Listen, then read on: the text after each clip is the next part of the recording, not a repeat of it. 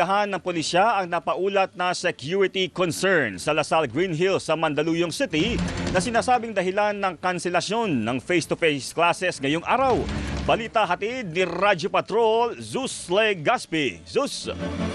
Jeff, nagpapatuloy pa ang verifikasyon ng pulisya sa sinasabing banta sa seguridad sa Lasal Green Hills ngayong umaga yan. Pasado alas 11 kanina, dumating sa paaralan ang direktor ng Eastern Police District na si Police Brigadier General Melesio Buslig Jr.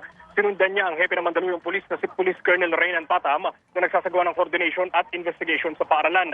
Una na rin dumating sa paaralan ang SWAT, Criminal Investigation and Detection Group at PNP, Anti-Cybercrime Group. Sa ngayon, hindi pa ibinabahagi ng pulisya ang inisyal na resulta ng kanilang investigasyon. Una nang inanunsyo ng Lasal Green Hills na lahat ng klase mula preschool hanggang grade 12 ay isasagawa muna online bilang pag-iingat. Jeffrey, sa ngayon hindi pa rin na lumalabas ng paaralan yung mga pulis na pumasok dito kanina at nang makausap natin via text message si Police Colonel Reynan Patam. Sinabi niya kanina lamang na ongoing pa rin ang kanilang coordination at investigation dito sa umano'y security concern. Yan ang balitang kumpirmado, sigurado ito ang Radyo Patrol, Zeus Legaspi, DZMS. Maraming salamat, Zeus Legaspi.